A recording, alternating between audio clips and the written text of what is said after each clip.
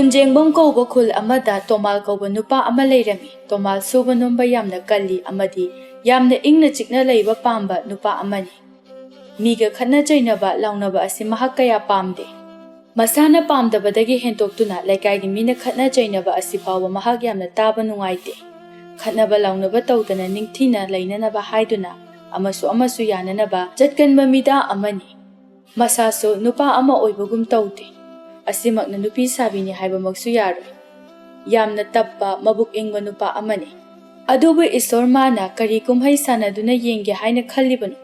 Tomal magi nupidi. Tomalga pukit khenaba haibadu oire. Mabani kuina nungsinaduna chenkibasu natte. Tha ama ani nungsinaduna chelakpani. Tomalgi nupigi maming memcha kawe. Memchadi machin yamna kalli. Koiba langba yamna pami. Mine henjit bayade wahayama soibada hekta khatnaba launaba toina thoi. Tomaldi laushilubana handokpa yadabagumsu taw yanaba loinabada kayadi wari. Khana jainaba pamdabagi memchagi apama tunghannaba hotnabada migi mamita nupina ngamba nupa oina su urabani. Madu khangduna hek khara ngangubada memcha yau tawduna amuk ngangani. Aduga khanadrabasu lekai mamangda khanaba adum malani. Masi tomal yamna hainade. Aduna memchana haiba adumak illi. Panamak oiduna su memcha suba nomba tanba nupi amadi natte. Machinda kai kaino nganglaso magi mapuroibada ahenba thabak kaisu haide. Adubo ahenba thabak haide haibani. Ka ahenba thabak haidragasu kai kaino kharadi adum hai. Tomal mathanta poi tomal mama mapaso memchana loina seba tawi. Nongmata ngamoi wari haide magi haibabu. Ka ahenna warakanda isau khara tawba adutani. Matamgi matung ina tomal amadi memcha machanupa ama pokli. Makhataba macha yaudre machanupa adugi mamingna pumhen kaurami. Tomalgi mama mapasu ahal oisilakduna taibungpal thadokre. Matamdi asumna haukibana pumhen pakhang mapung phare. Adubu pumhen mapadagi khara phingmi. Mamagi maching khara yaubani. Adubu yarikai isau tawdana ingna lainanaba hone.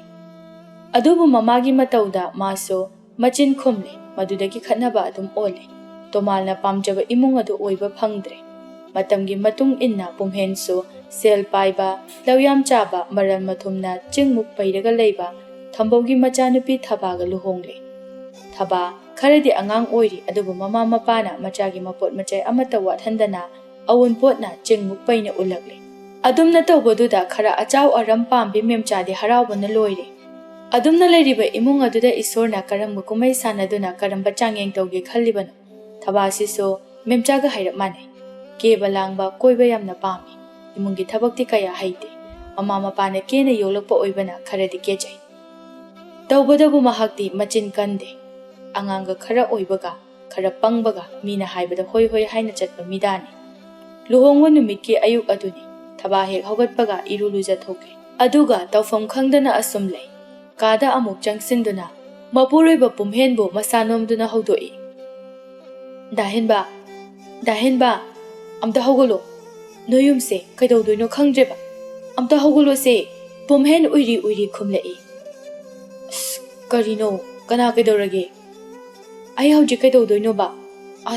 Sum tumsilaga le. Hogolo haibane. Chalo mawanobigi thabak tawruchu. Kai thabak no ba aina tawdoido. Sum tumsilaga lai kaino. Ai hauji kapcharakchani. Pumhen da tumlambadagi fuk hogade. Aduga thabada yengduna hairei. Karino me. Hogolo amta. Kaino aina tawdoida hairlao haiba. Aduba ingonda hairaga khangadro. Chalo ima hudokcho. Kamaya hudokdoino. Baba mabani tumba kaduda. Ai talle. Talaga tumula yamgali. Asi hairaga phaijup chingkhalaga tumbi. Thaba phaijup to amuk phachingthai aduga saurak tawna. Amta hogolo haibane. Kaino ne. Karino me. Lao, thengkrani. Amta taw lao ba. Ase haiduna makhut pairaga pumhendu chingthorei. Pumhensu upai leite. Sumsit thama mafam adu hana taktuna. Thabada sumsit paihalaga mangol hana wairam taselle. Thabado sumsitu makhut anina pairaga tapna wairam adu sichille. Pumhen tungda makhut ani pullaga leptuna lei. Hakamsu wawa challe. Thabana tawriba thabak adu yengduna. Wai silinena adumai sumsitladine. Nang ako mana tum hogolakpada thengnabadane khek tharakpana halani. Thaba amuk wai sitpadu khara thujili pumhen amukkasu hanglai. Iruga lurabo nangbo. Ngasaina luzarabado. Iru luba loiragane. Wai sitlaga amu wai teraga duk tharaga chalonduni ne nangise. Khangsu khangdana. Adugi hana izaruba. Nang ngamai bema. Yam ngangsalakam. Koka chai ge tawi. Asumna pumhen na taktuna imung adu wai taseli. Aduga amuk wairam taithokhalli. Thabado amukka hanna iru amuk lujai memchasu tumba hawalakle. Pumhen na taklaga thabana duk thagadabagi tawri. Adumna tawraga lairambadu ubada hairap machinda masa khaktananaba mawongda ngangi. Haima, aidi ikawbu kawi. Angang asidi kemtisu khangamai. Asigi angawbasisu ai hawdorake haidine se. Tawrisi yenguni he. Asi hairaga imungda changkre thaba duk thaba loiraga hawgalakre. Thabak loirakpadu ubada pumhen na hanglui. Yare. Hojikti thabak loirabanina ai amuk tumukige ko. Chalo. Chakhumda changlagane cha loluro. Yare. Ya sengto uro aduga cha lomba tawla. Ekhoi ma hawgalani ye. Yare ko. Ai ngamoi. Ai changi he. Asi hairaga imungda chenchat tawraga change tawi. Thaba makhong thellaga kapli tawbo khonjel da hairi. Yare. Aidi yaro hari sini. Aidi ne. Nang hek jangkibada sumang sida khongkoting thok kap thong ni yung. Upai laite pumhen chap lepe. Kapning mama yauri. Mana mamai mamit tabado thaba na ngai aduga chakhumda changlagli. Pumhen thaba da kon leba mafam aduda makut thinduna hairi. Tu asidagi kon salauto. Aduga ne ising kalo. Ai chamdu yenge. Thaba sumana hairi badu tawbi. Kondo lauraga ising kalaba matungda pumhenda ising chang adu yenghalli. Siyaradra yengu. Yamale, karaido. Thaba ising kara haidoi. Siyaradra yengu. Karaga heli, kitang kaido. Yamanade, kitang. Thaba kara amuk haidoklaga. Siyaradra. Karaga. Handakti thaba do ising adu kara yamna jara haithakre. Pumhendu khanglaw lawi. Hai! Kitang haido haibani. Yamandrini. Kara mo hapsalo. Mana kara haido na hairaga. Tanjaduda memcha iru mai thaba loiraduna chakhumda changlakle. Machana lawbo khonjela du tahobadu da hairai. Hai, ibungo. Karigino nangna ayuksida koilaw lawridi. Pumhen mamada yenglaga makhwang adu metlaga sor mapi ama hontoi. Aduga mamada yengduna hairai. Ima tahalo. Ai kokuloi chai. Asi hairaga prap thokre. Thabadu tawfam khangda yenglaga lay. Memcha machanupada hairap yenglaga. Karino ni masigi angawbasibo. Thabada mo onsinduna hairi. Bema, kaidawre. Amasina gyan tadana nganglamlaga chakrisibo. Ima, aina chalonba haite amta takpiyo na hairuba. Adugini. Haima, adugibu yare. Ima lolagi. Nangne pamo. Aduga ne ngasi phajana ningthina yenglaga. Hayengdagidi ne ningthina loloko. Kadai. Kondo ima da piro. Asi haraga changsinduna thabana pairiba kon adu lawi. Thaba kirap tawna kon adu pi. Memcha ising kanduna cha adu thangkatnaba tawi. Thabana sumleplaga leibaduda memchana thabada yengduna hairai. Bema, thaba lepaga leibadu nungaiti. Phana machingsilaga pham. Thabasu kirap yenglamlaga phana machingsilaga chakhumgi matai oirapna phami. Aduga masadu tawfam khangda memchana tawribadu yengi. Masadusu ihai hainadre. Karigumba amma tawrabadi kharasu phagani. Adumna phamlaga leiba aduna henasu masadu hainadre. Manemna tawriba thabak adu asum yengi. Memcha chakon adu ising khara kalli aduga thangkali. Madugi matungda sing khara puthokduna khetlaga amuk jamthoklaga thanga mana soiraga cha aduda hapi. Tezapat mana kharasu segairaga hapi. Thaba asum yengi. Memcha makhut achotpadu leiriba chakhumgi oina thamliba phadi aduda taithoklaga mamaugi nakta phamtharaktuna wari saba haurai. Bema, horen luhongbo nonganbagi chana thaknabado ngahak leiraga ibungoga khanaraga hairo. Kharangana sinsiko hatu tawdanaba. Thaba manemna yenglaga kai tawdoino ima. Ado ibungoga ne hairap khanaru aduga imada amuk hairo.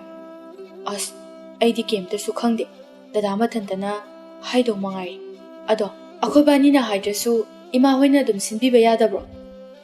ꯑꯗꯨꯒꯤꯕꯨꯗꯤ ꯌꯥꯏꯌꯦ ꯃꯥꯅꯅꯦ ꯅꯕꯥꯅꯤ ꯍꯥꯏꯔꯞ ꯈꯟꯅꯒꯦꯔꯥ ꯍꯥꯏꯅ ꯍꯪꯕꯅꯤꯗ ꯑꯗꯣ ꯏꯃꯥꯅꯕꯨ ꯇꯧꯔꯁꯨ ꯅꯣꯏꯅꯕꯨ ꯇꯧꯔꯁꯨ ꯑꯩꯈꯣꯏ ꯏꯕꯨꯡꯉꯣꯗꯅꯦ ꯍꯥꯏꯔꯞ ꯑꯃꯨꯛꯇ ꯍꯪꯈꯣ ꯑꯁ ꯃꯥꯅꯕꯨ ꯀꯩ ꯁꯤꯟꯁꯦ ꯍꯥꯏꯔꯛꯇꯣꯏꯅꯣ ꯆꯞ ꯃꯥꯟꯅꯩꯌꯦ ꯏꯃꯥ ꯍꯪꯗ꯭ꯔꯁꯨ ꯌꯥꯅꯤ ꯏꯃꯥꯅ ꯑꯗꯨꯝ ꯁꯤꯟꯕꯤꯔꯣꯕ ꯍꯣꯏꯅꯦ ꯍꯣꯏꯅꯦ ꯏꯃꯥ ꯁꯤꯜꯂꯒꯦ ꯑꯗꯣ ꯅꯪ ꯍꯥꯏꯔꯞꯇꯤ ꯍꯥꯏꯌꯨ ꯇꯟꯖꯥꯗꯨꯗ ꯄꯨꯝꯍꯦꯟꯁꯨ ꯆꯪꯂꯛꯂꯤ ꯃꯃꯥꯒꯤ ꯋꯥꯗꯨ ꯇꯥꯍꯧꯕ ꯑꯣꯏꯕꯅ ꯍꯥꯏꯔꯛꯏ ꯀꯩ ꯋꯥꯅꯣ ꯏꯃꯥ ꯍꯪꯅꯗꯣꯏꯗꯨꯕꯣ ꯊꯕꯥ ꯄꯨꯝꯍꯦꯟꯗ ꯌꯦꯡꯉꯤ ꯃꯦꯝꯆꯥ ꯐꯝꯂꯝꯕꯗꯒꯤ ꯍꯧꯒꯠꯂꯒ ꯆꯥ ꯊꯥꯡꯀꯠꯂꯤꯕ ꯑꯗꯣꯝꯗ ꯆꯪꯁꯤꯜꯂꯒ ꯆꯥ ꯑꯗꯨꯗ ꯆꯥ ꯃꯅꯥ ꯑꯃꯗꯤ ꯆꯤꯅꯤ ꯊꯥꯛꯅꯅꯕ ꯇꯧꯏ ꯊꯕꯛ ꯑꯗꯨ ꯇꯧꯅ ꯇꯧꯅ ꯃꯆꯥꯒꯤ ꯋꯥ ꯑꯗꯨꯒꯤ ꯄꯥꯎꯈꯨꯝꯁꯨ ꯄꯤꯔꯛꯏ ꯂꯨꯍꯣꯡꯕꯒꯤꯅꯦ ꯍꯩꯖꯥꯕ ꯆꯥꯕ ꯂꯥꯛꯄꯒꯤ ꯑꯆꯥꯄꯣꯠꯁꯤꯡꯗꯣ ꯀꯔꯤ ꯀꯔꯤ ꯁꯤꯟꯅꯤ ꯍꯥꯏꯅ ꯍꯥꯏꯅꯔꯝꯂꯤꯕꯅꯤ ꯄꯨꯝꯍꯦꯟ ꯃꯃꯥꯗ ꯌꯦꯡꯂꯒ ꯍꯥꯏꯔꯛꯏ ꯑꯗꯨ ꯀꯩꯗꯧꯔꯒꯦ ꯏꯕꯦꯝꯃꯅꯅꯦ ꯑꯩꯉꯣꯟꯗ ꯁꯤꯜꯂꯣ ꯍꯥꯏꯔꯤꯕ ꯑꯗꯨꯗ ꯑꯩꯅ ꯅꯪꯉꯣꯟꯗ ꯍꯥꯏꯔꯞ ꯍꯥꯟꯅ ꯍꯪꯉꯨꯅ ꯍꯥꯏꯔꯝꯃꯤꯕ ꯀꯩꯗꯧꯔꯒꯦꯗꯣ ꯀꯩꯀꯩ ꯍꯥꯏꯅꯈ꯭ꯔꯒꯦ ꯆꯥꯅꯕ ꯀꯩꯀꯩ ꯁꯤꯟꯕ ꯇꯥꯔꯒꯦ ꯊꯕꯥ ꯆꯥ ꯆꯤꯅꯤ ꯊꯥꯛꯂꯒ ꯍꯥꯟꯅꯒꯤ ꯐꯝꯐꯝ ꯑꯗꯨꯗ ꯆꯪꯁꯤꯜꯂꯒ ꯑꯃꯨꯛ ꯐꯝ ꯑꯗꯨꯒ ꯃꯆꯥꯅꯨꯄꯥꯗ ꯑꯣꯟꯁꯤꯟꯗꯨꯅ ꯍꯥꯏꯔꯛꯏ ꯈꯟꯅꯗ꯭ꯔꯤꯅꯦ ꯑꯗꯨ ꯈꯟꯅꯅꯕꯒꯤꯅꯦ ꯑꯩꯅ ꯏꯕꯦꯝꯃꯗ ꯅꯪꯉꯣꯟꯗ ꯑꯝꯇ ꯍꯪꯉꯣꯅ ꯍꯥꯏꯁꯦ ꯑꯩꯉꯣꯟꯗ ꯍꯪꯉꯒ ꯀꯩꯗꯧꯗꯣꯏꯅꯣ ꯍꯥꯏꯁꯦ ꯑꯩꯒꯤ ꯏꯆꯥꯁꯤꯗꯤ ꯉꯥꯎꯋꯤꯗꯅ ꯅꯪꯉꯣꯟꯗ ꯍꯪꯉꯒ ꯀꯩꯁꯨ ꯇꯧꯔꯨꯏ ꯅꯪꯅ ꯁꯤꯟꯅꯤꯡꯕ ꯑꯆꯥꯄꯣꯠꯀ ꯂꯩꯕ꯭ꯔꯥ ꯍꯥꯏꯅ ꯅꯪꯉꯣꯟꯗ ꯍꯪꯉꯣ ꯍꯥꯏꯕꯅꯤꯅꯦ ꯑꯩꯒꯤꯗꯤ ꯀꯩꯝꯇ ꯂꯩꯇꯦꯗ ꯏꯃꯥꯅ ꯐꯅꯤ ꯍꯥꯏꯕꯗꯣ ꯑꯗꯨꯝ ꯁꯤꯜꯂꯨ ꯑꯗꯨꯕꯨ ꯑꯣꯏꯔꯕꯗꯤꯅꯦ ꯏꯃꯥꯅ ꯐꯅꯅꯕ ꯑꯗꯨꯝ ꯁꯤꯜꯂꯒꯦ ꯅꯣꯏꯒꯤ ꯑꯄꯥꯝꯕ ꯂꯩꯒꯗ꯭ꯔꯥ ꯍꯥꯏꯅ ꯍꯥꯏꯔꯤꯕꯅꯤ ꯂꯩꯇ꯭ꯔꯦ ꯍꯥꯏꯔꯃꯛꯇꯗ ꯍꯟꯖꯤꯟ ꯍꯟꯖꯤꯟ ꯉꯥꯡꯉꯤ ꯑꯩꯈꯣꯏ ꯃꯥꯁꯤꯗꯤ ꯃꯦꯝꯆꯥ ꯋꯥ ꯑꯃꯠꯇ ꯍꯥꯏꯔꯝꯗꯕꯤꯗ ꯆꯥ ꯊꯥꯡꯀꯠꯄ ꯑꯗꯨ ꯃꯃꯥꯏ ꯑꯣꯟꯁꯤꯟꯗꯨꯅ ꯂꯩꯈ꯭ꯔꯦ ꯊꯕꯥ ꯉꯁꯥꯏ ꯃꯈꯩ ꯁꯥꯟꯅꯔꯤꯕ ꯋꯥꯔꯤ ꯑꯗꯨ ꯈꯗꯥꯡꯅ ꯈꯨꯔꯨꯗ ꯉꯥꯊꯔꯒ ꯇꯥꯔꯝꯕꯗꯒꯤ ꯄꯨꯝꯍꯦꯟꯗ ꯍꯥꯏꯔꯞ ꯌꯦꯡꯈꯠꯂꯒ ꯍꯥꯏꯔꯛꯏ ꯇꯨꯝꯃꯨꯅꯤ ꯍꯥꯏꯗꯥꯏꯅꯦ ꯇꯨꯝꯗꯕꯤꯗ ꯑꯃꯨꯛ ꯊꯣꯔꯛꯏ ꯀꯩꯒꯤꯅꯣ ꯏꯁ ꯃꯥꯅ ꯃꯤꯒꯤ ꯇꯨꯝꯕ ꯀꯥꯏꯅꯅꯕ ꯍꯧꯗꯣꯛꯑꯝꯃꯤ ꯑꯗꯨꯒ ꯍꯧꯖꯤꯛꯇ ꯇꯨꯝꯗ꯭ꯔꯤ ꯀꯩꯒꯤꯅꯣ ꯎꯏ ꯇꯨꯝꯅꯤ ꯍꯥꯏꯗꯅ ꯆꯪꯈ꯭ꯔꯒ ꯇꯨꯝꯗꯕꯤ ꯊꯣꯛꯂꯛꯄꯗꯨꯗ ꯍꯪꯕꯤꯕꯅꯤꯗ ꯏꯁ ꯀꯩꯅꯣ ꯌꯥꯝ ꯇꯨꯝꯅꯤꯡꯗꯥꯏꯅꯦ ꯇꯨꯝꯃꯨꯆꯣ ꯀꯩꯅꯣ ꯍꯧꯖꯤꯛꯇꯤ ꯏꯃꯥ ꯍꯧꯒꯠꯂꯕꯅꯤꯅ ꯌꯥꯔꯅꯤ ꯅꯪ ꯇꯨꯝꯖꯔꯨꯔꯣ ꯌꯥꯔꯦꯍꯦ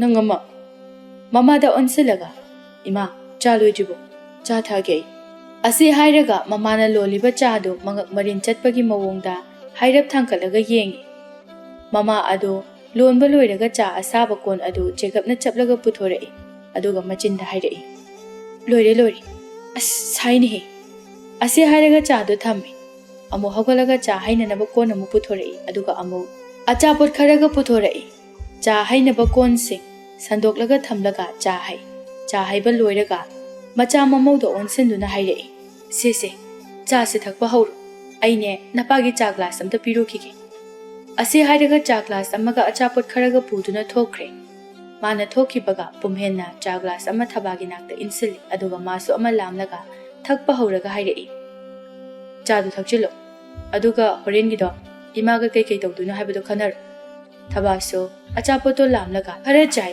ꯑꯗꯨꯒ ꯄꯨꯝꯍꯦꯟꯗ ꯌꯦꯡꯗꯨꯅ ꯍꯥꯏꯔꯛꯏ ꯑꯩꯗꯤ ꯈꯪꯗꯦꯗ ꯏꯃꯥꯅ ꯁꯤꯟꯖꯁꯅꯤ ꯅꯪꯅ ꯑꯄꯥꯝꯕ ꯂꯩꯔꯁꯨ ꯑꯗꯨꯝ ꯍꯥꯏꯌꯣ ꯏꯃꯥꯗ ꯑꯩꯒꯤꯗꯤ ꯀꯩꯝꯇ ꯂꯩꯇꯦꯗ ꯑꯗꯣ ꯅꯪꯅꯅꯦ ꯅꯪ ꯃꯥ ꯍꯥꯏꯕꯗꯣ ꯃꯇꯨꯡꯗ ꯍꯥꯏꯒꯅꯨ ꯇꯥꯕ ꯅꯨꯡꯉꯥꯏꯇꯦ ꯄꯨꯝꯍꯦꯟ ꯊꯕꯥꯗ ꯍꯥꯏꯔꯞ ꯊꯕꯥꯅ ꯍꯪꯈꯤꯕ ꯋꯥꯍꯪ ꯑꯗꯨꯒꯤ ꯄꯥꯎꯈꯨꯝ ꯉꯥꯏꯕꯒꯨꯝꯅ ꯄꯨꯝꯍꯦꯟꯗ ꯌꯦꯡꯉꯤ ꯄꯨꯝꯍꯦꯟ ꯋꯥ ꯑꯃꯠꯇ ꯍꯥꯏꯗ ꯆꯥꯗꯣ ꯑꯃꯨꯛ ꯊꯛꯏ ꯊꯕꯥ ꯑꯃꯨꯛꯀ ꯍꯟꯅ ꯍꯪꯂꯛꯏ ꯀꯩ ꯍꯥꯏꯅ ꯍꯥꯏꯗꯣꯏꯅꯣ ꯍꯥꯏꯕꯅꯤ ꯀꯩꯅꯣ ꯍꯩꯃꯥ ꯂꯩꯁꯤꯟꯈ꯭ꯔꯤꯗꯣ ꯀꯩꯒꯤꯅꯣ ꯈꯪꯗꯦ ꯑꯩꯉꯣꯟꯗ ꯍꯪꯒꯅꯨ ꯅꯪ ꯑꯄꯥꯝꯕ ꯑꯃ ꯅꯪ ꯍꯥꯏꯕꯗꯣ ꯑꯗꯨꯒꯤ ꯃꯍꯨꯠꯇ ꯁꯤꯜꯂꯒ ꯀꯧꯔꯣ ꯑꯗꯨꯗꯤ ꯀꯩ ꯍꯥꯏꯅ ꯀꯧꯗꯣꯏꯕ ꯀꯩ ꯍꯥꯏꯗꯣꯏꯅꯣꯅ ꯍꯥꯏꯕꯁꯨ ꯈꯨꯝꯗꯦ ꯑꯗꯨꯒ ꯑꯩ ꯈꯪꯗꯦ ꯑꯩꯈꯣꯏ ꯃꯥꯗ ꯍꯪꯉꯨ ꯇꯟꯖꯥꯗꯨꯗ ꯃꯦꯝꯆꯥꯁꯨ ꯆꯥ ꯄꯤꯔꯨꯔꯒ ꯆꯪꯂꯛꯂꯤ ꯃꯆꯥꯅ ꯍꯥꯏꯕ ꯋꯥꯗꯨ ꯃꯅꯤꯡ ꯍꯥꯏꯔꯞ ꯇꯥꯍꯧꯕ ꯃꯔꯝꯅ ꯆꯥ ꯊꯛꯄꯒꯤ ꯃꯥꯁꯨ ꯐꯝꯊꯅ ꯃꯆꯥꯅꯨꯄꯥꯗ ꯍꯥꯏꯔꯞ ꯌꯦꯡꯂꯒ ꯍꯥꯏꯔꯛꯏ ꯀꯔꯤꯅꯣ ꯑꯩꯉꯣꯟꯗ ꯍꯪꯉꯣ ꯍꯥꯏꯕꯕꯣ ꯀꯔꯤ ꯃꯇꯥꯡꯒꯤꯅꯣ ꯄꯨꯝꯍꯦꯟ ꯃꯃꯥꯅ ꯍꯥꯏꯔꯤꯕ ꯋꯥꯗꯨ ꯈꯨꯝꯗꯕꯤꯗ ꯋꯥꯈꯜ ꯑꯃ ꯂꯥꯛꯇꯨꯅ ꯋꯥ ꯑꯃꯔꯣꯝꯗ ꯍꯣꯡꯂꯒ ꯍꯥꯏꯔꯛꯏ ꯏꯃꯥ ꯍꯣꯔꯦꯟ ꯃꯤ ꯀꯌꯥꯝ ꯌꯥꯝꯗꯣꯏꯅꯣ ꯈꯪꯗꯦꯅꯦꯍꯦ ꯄꯥꯎ ꯐꯥꯎꯅꯗ꯭ꯔꯤ ꯀꯔꯤ ꯂꯩꯔꯒꯦ ꯅꯪꯕꯣ ꯅꯃꯥꯟꯅꯕꯒ ꯂꯥꯛꯅꯤꯅ ꯍꯥꯏꯕ꯭ꯔꯣ ꯀꯅꯥꯝꯇꯕꯨꯗꯤ ꯂꯥꯛꯑꯣꯏꯗ ꯑꯗꯨꯗ ꯁꯨꯝ ꯈꯪꯅꯤꯡꯕꯒꯤ ꯋꯥꯅꯤ ꯑꯗꯣ ꯀꯔꯤ ꯑꯆꯥꯄꯣꯠ ꯂꯥꯡꯒꯗꯧꯔꯤꯕꯅꯣ ꯈꯪꯗꯦꯅꯦꯍꯦ ꯏꯃꯧ ꯑꯃꯨꯛꯇ ꯇꯥꯟꯅꯈꯤꯒꯦ ꯇꯥꯟꯅꯅꯤ ꯑꯁꯤꯒ ꯇꯥꯟꯅꯕꯗ ꯋꯥ ꯌꯥꯝ ꯑꯣꯏꯅꯤ ꯀꯔꯤꯅꯣ ꯃꯁꯤꯒꯤ ꯑꯉꯥꯎꯕꯁꯤꯅ ꯉꯥꯡꯂꯤꯁꯤꯕꯣ ꯑꯁꯤꯒꯤ ꯅꯨꯄꯤꯁꯤꯒ ꯋꯥ ꯈꯟꯅꯔꯗꯤꯅꯦ ꯋꯥ ꯌꯥꯝ ꯊꯣꯛꯀꯅꯤ ꯍꯥꯏꯕ ꯍꯩ ꯌꯥꯔꯦ ꯅꯪ ꯆꯥꯗꯣ ꯊꯛꯄ ꯂꯣꯏꯔꯗꯤ ꯆꯠꯈ꯭ꯔꯣ ꯆꯠꯂꯣ masaka siga honga halaga chatke kuitan talakanu noi mani mamongna khanabado aisu yinge dawbani oi bungo taning de chalo napado mangona phamhobani kai no wari sarju chalo napana nang hangakbani yam hanga amni hai chalo haibani ne nangwa o chata chajarage asi hairaga pumhen do thokre memcha machana thokibado yengi aduga amuk onsilaklaga cha adu thai aduga mamau do onsinduna tapna hangai bema nangidi kari sining balai kaisu thodo balai teda ima kai haige hayuni hekta ima cha do sangom cha oina lonse aduga chini khara thumanse aikhoi ma do chini thumba sangom cha yam pambani haima adubu kaino ichagi apamba mawongda lolaga loi chini thumdre hairasune hek thumdriba phawba hapkadoribani asi hairaga memcha makhol thokna noi thabasu tabli nokpadu yawi moina adumna makhol thokna nokpa aduda mapanda leiba sumang matonda hauriba hainau pambi achauba adugi makhongda thariba ligi chakri aduda famliba thambau su tari magi manakta machanupa phumhen su phamle mapa macha atopa wari sarambani thambau magi nupina nokpagi makhol adu tabada hairai noina magi khunok asidine imung asida imoinu changamasu khangaga jengkibagi mawongni tawrise pumhen wa ngangde mapana ngangba wa aduba noktuna lai thambau makhata na imung nomda yengduna hairai yengune si kayada kana noiban hek hairurasu nokpa phawbada panaba taba aise khangdreda nama asigi mawongne anobi ama laibasina kamaina muk tawgadoriba pumhen noklambadu chap lepi thambau machada yenglaga hairai karino nokpaga khangni lepiduna kari tawre anobi asisu namawagi daro pumhen mapada yengduna khombi khangdeda paba aina sum yengbada namaga khara dikhene ado kadaidano yamna manaba mafam amadi yawrine kai waiduna aisi paba ke balangwadi namadagi anobi asina taroi dawri pumhen matin kut yoli mahaksu thabagi mawong khara makhaidi khanglibani mapada onsinduna hairai baba nupina langba yamna pamadi kari tawne thambau macha nupada hairap yenglaga mamai ado amuk onthoraklaga hairai nupi langba yamna pamba maru oina luhonglaba nupi singna langba yamna pamlabadi mado senaba wat haibadi chai watpagini aduna lam henbada hahange hairadi chaina mathau tawba tai baba gise nupi phu hairo ha ai nupi phu haide ko adudi kari haiba chaina thogol taw haibani ne pumhendi mapana hairiba wa adu haira wakhal khali thambau amuksu machada yengduna hairai ibungo gyanta namana hojik lam ka hene helise aina matam amada manaba talli haiduna thadokhiba adunani babungna haise kai ai kyanamda taje masidi namana lam helise matam amada aina thadokhiba warak hauba aduda watkhiba aduda watkiba chai aduna hojik phawa adum watlaga leirisini aduna nangsu gyanta nangi nupi matam chana waro chai walhangan lam henbada chaina thogol tawraga warakpa ngamgadabani babana harise nupi phuraga waro hairo thambau wa makha tade pumhensu wakhal kanna khalli thambau machanupagi mataw adu ngayak asum yenglaga lei aduga amu machanupada sugeng yengdana hairai hai phagi tawbani nupi phu haidana insin mama pa amuk tarani aina nupi phu haidana insin balaite ko pumhendo mapada ingangak na yengi thambau handakti machanupada mamit aduna munna yengduna hairai ibunga ipawa haige munna taw imung ama ingna leiba haibase nupi gi makhuta khak leiba nati nupi phuraga launaraga irang thuklaga gyantana ingna panma yumban oiba ngam aina asi hairibase nang wakhal khal nang ase nama asigi machin khara lawi aina haujiktagi hauna hairise nang gyanta migi machada karan turan tawgunu ko mapana hairiba wadu pumhen wa amata haidana munna tai adubu mathamoida wafam adu mahak yaningba adubu mapana haiba wa aduda mahak yetpa tawrudre Mapa macha anidu atai atopa wari kaya amasu saduna cha thakminari. Haizabagi chanabado memchana mapuroibaga hairaptana duna sinkre. Chana naba sinba adudi araibani. Thabana keba matam yorokpa aduda memchana hena langi. Ina khunba mama mapana uraga yengbada mamit pena naba haiduna kanagi araiba khwaidagi phajaba phizol khanduna sedi. Khwaidagi phajaba sanalikon khanduna sihali. Machum taba makhai keraga leihali. Nupi mapamgi miyam sulaktuna chaba thakpa hauri. Memcha kanagi kari awat apalai haiduna koichen cheli. Mina nungai khiroidra haina pakhatpa amasu yaurabani. Adumna koichen chenbada masasu wabana loiri. Homang sukari. Nupi mayumgi miyoi sing adu chakraba matungda lekaigi nupi laisabi kharana chairamba mayamdu loisali. Thabasu haiboi haitaboy mayamna tauribadu yauraga lai. Tanja aduda memcha phizina humai humla humlaga changai. Aduga phampham lairiba adomda phamlaga machinda mayamdu tananaba mawongda hairi. Is waini he koichen chenbada khubonga se loina chawthrokraba kainom taureda. Mayamadu wa amata haide. Memcha lekaigi laisabi nupi amada onsinduna hairei. Naubiye mayamgi chananaba yenbada chithana thaba laikhidaba natroni noibo. Aumabo phajana yenkibani. Loishilo maboksune asomda chaibadu loishinba haurake. Ase hairaga memcha amuk thokre. Asomna numit adu haukre. Luhongba numit kharanidi haukre. Thabaso hana dauna pumhen koi sensenaba haiba adudi oidre. Adubu wairam taibada khara haitabagi pumhena amuk tai. Matamna asum hauki mangani chakauba yausilagle. Thabadi haraubana loire. Hayeng chakauba chatpa numitni haiba aduda mani mamau chakhumda chak asum thongminaduna wari sari. Memchana chak thongni aduga thabana phamlaga yensang semli. Memcha yensang adu khabaina hairap otlaga makhum khumjilaga mamaudo onsinduna hairei. Bema nangbu hayeng chapada setna naba phizolga do ningthina thamlabro. Thame ima.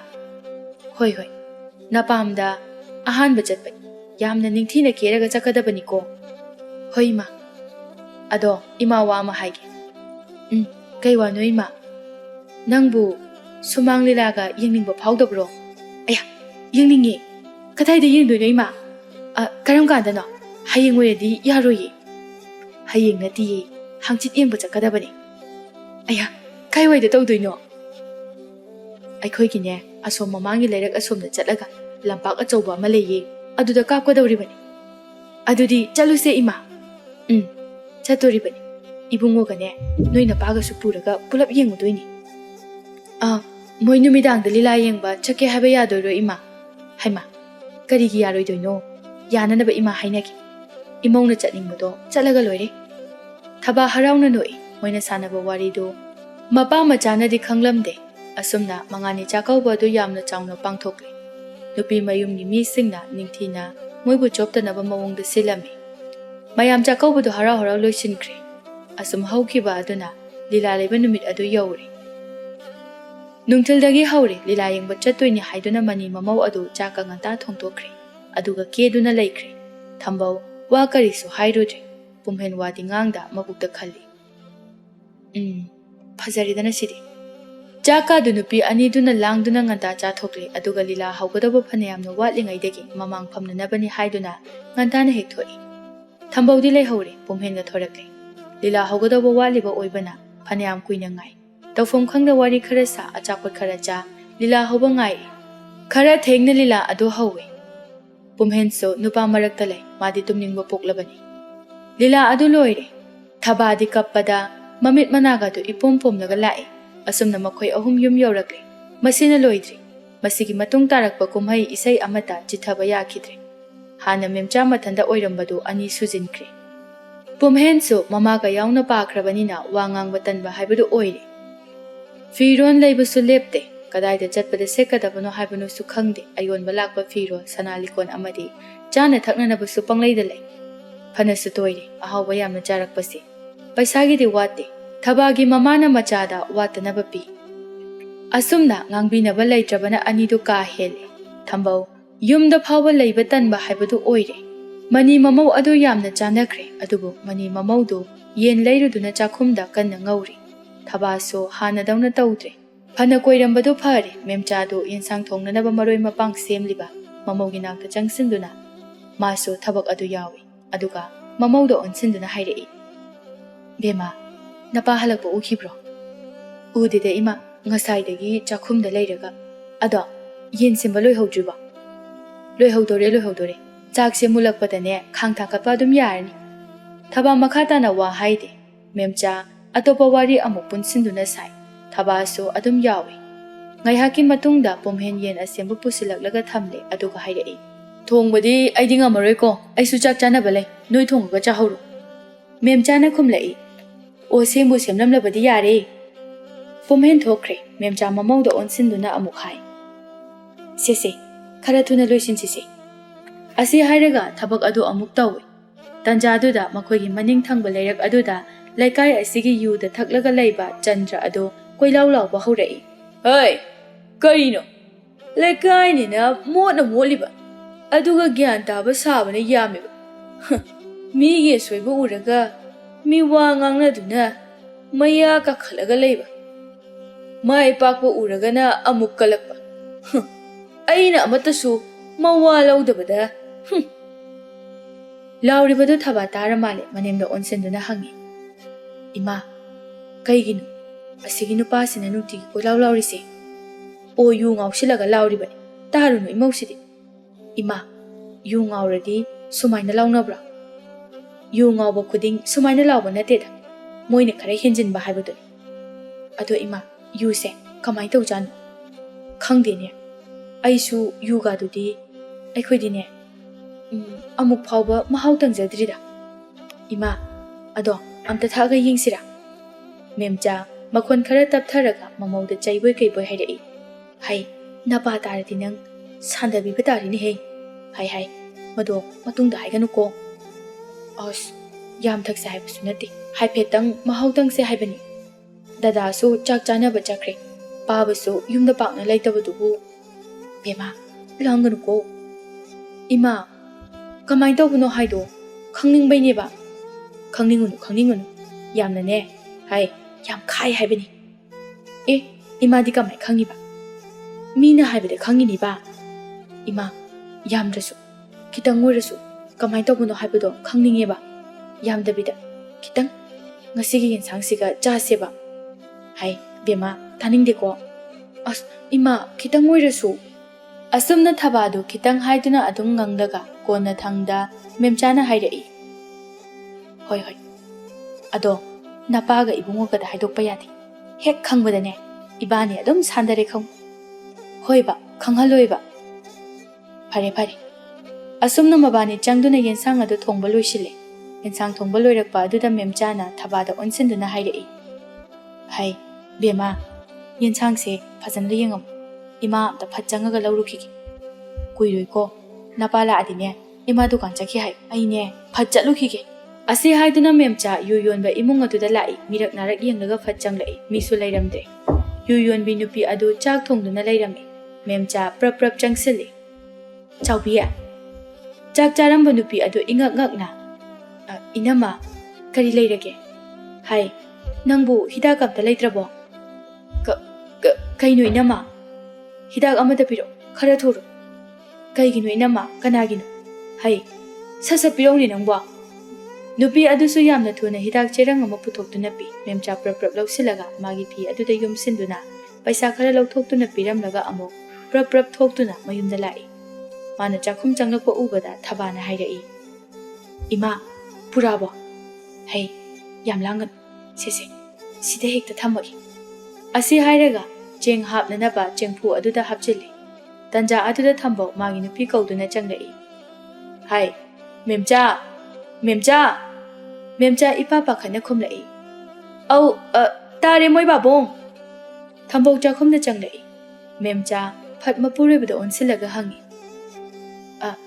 chak chabirage haibro moi baba ai hojikne awangdi itaw khoida chattaba yadri chaka chararo kari leirage asomda mi ngamdaba ma yawri adugini yumda haira paw hairamgina changakpa hojikne adum chakradabani ase hairaga thambo wadu thokre memcha samatung inakre moi anina thokraba matungda thaba chingphu manakta changsinduna habliba hidak aduda makhut khudo mina thillaga yeng aduga amuk makhum khumjilaga thamkhre memcha so amuk chakhum aduda changlaga hairei bema chak chana naba tawrasi chak thiro hoi ma asi hairaga makhoi ani changduna chak thiri yensang adubu tengkoda chawba ma khaidokne chak thiba loiraga memcha adu chengphum manungdagi yu cherang adu puthorei atopa glass ani amasu puthorakte thabasu adum yengi memcha cherang machi ama segairaga glass aduda hapi thaba manam namthibagi sugalaga manaton meli memcha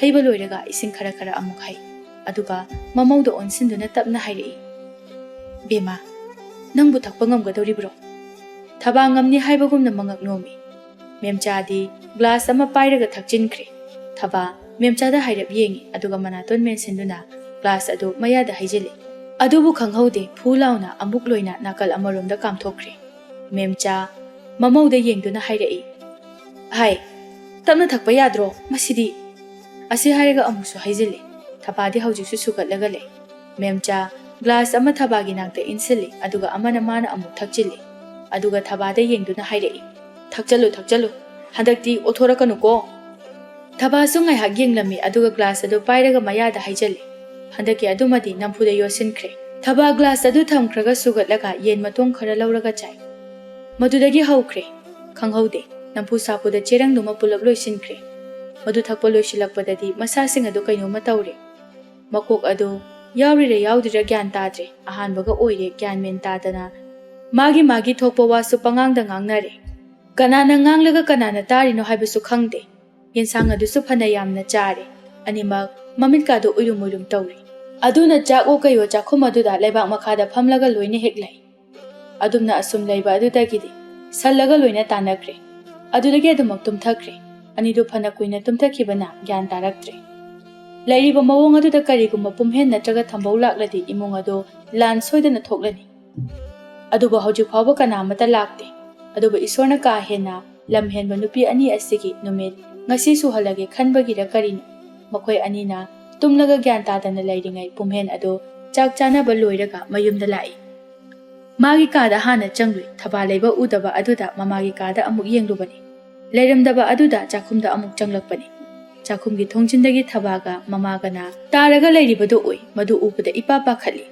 madubu manak yausilakpada manam phawri masado tinglawi chingnabasu sum henkalai pakhalamba masa ado asawboromda olakpagi mawong tawi prap changsenduna thababu masa nomduna hodoi thaba tadrene thaba adu oirum yenglai pumhen yugi cherang taba adubu ure asawba amaga loinana thabaga mamaga da kanna kaurai thaba ima kaino noi torisibo hogolo ima memcha oirum tawramba adudagi machagi makhol tabada mamit mana singkalakle aduga ipa pakhatna ngauri hogolai thabaso mamit uiri tawraga hogolakle mogi matau ubada asawba heladuna pumhenna thabagi pamomda pairaga yamna thuna chingkhali aduga khanghaude sauning manduna thabagi mamaya duda khupakna thai thaba amuksu laimaida tukhre memcha machada onsinduna hairei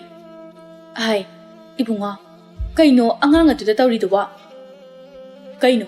kaino ba ima tawriba mayamse ha ima bo na ko amta yaudaba laikai asina kari hainakini babagi ijasu kaimda yengdaba hai nangna kuilaw lawba aduna hena mina khangani napada haidoktraga loire yare taningde ima ko yare ngasidagidi ne nabani yumda leiba yar chalo lamket lam haibi noi gumbana yum masida leiraga sagaigi ijat tananabani chakhur chalo hai nangna ngangi do kanatana ha nangna ngangi do nangi namadani ne he yare ima ga pungki khire ko aigi imani haibada ayami kai thaba hogalaga hairei ai soire ai matungna tawjaroi si phibam sida yumda chatladi babana ai hingna thamarui o nang sida leiredi hingni na khaliraba asi haraga chensilaga amuk thajinge tawi memchana machagi makhut adu pharaga ibungo angang da phugat karigi ibungo yare ko nabani sida kuina lebe yar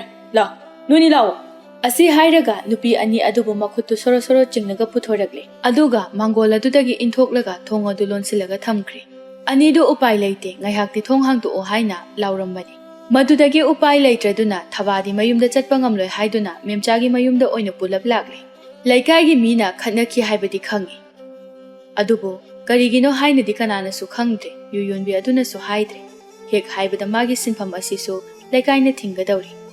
Numit tarakpa aduda thambau yumda lakle. Thonglon silaga lairamba aduda thilladuna kawi. Hai, mama, mama, ibungo, tadrani hinoibo. Pumhen thoraktuna thong hangi, thambau machagi maithong adu ui adubu kemta haide. Mayumda changlakpadasu magi nupi uba phangdre. Chakum adu pumchai chaituna lairami. Yu cherang adusu mana ure, pumnamak asi uraga machanupada hanglai. Ibungo, kaidore. Chakumsi pumchai chairi sibo. Karigino, hai, namaga mawgudi kai chakraba. Pumhen na thokiba mayamadu loina tamne, thambau tuminle. Adubu magi tokro, machanupagi tungi yengtaba yade. Mana ka changnamdai hairami. Ibungo, ipana hana haikraba aduni. Pumnamak ngakpiraga makoibu gyan tananaba haiba taredana. Kaino baba, makoy ado kamaina gyan taraktoino. Ibungo, miyoibagi semdoknabagi tanja amasu pigadabani. Asi hairaga thambau changkre, mathangi ayuk aduni. Mabuk tappa thambawna pumnamak phathaduna memchagi yumda lakle. Thabasu punna lairami nupi anido hana lale haiduna haijai. Thambawsu mathangda tawdanaba wa kaya ama hai. Aduga nupi anido puraga lai. Pumhendi wa ngangde. Madugi matungda ani ado amuk hanna keba langba tawkhidre kumai harau chasi haibasu khawtak chaduna haina khidre. Pumhen sawba pharaduna mama amadi thabaga kaunare. Adubu masagi pokpadagi yaurakpa isau langdrabasu kumai haraudi marak-marakta chatli. Adubu hanadagi kharadi khenare. Thambawsu kaisu hairudre. Nupi anidu punghong hongle. Memcha wa phawba kanna hainadre. Asumna thambawna pamba yumbana duda imung adu amuk hanna panki.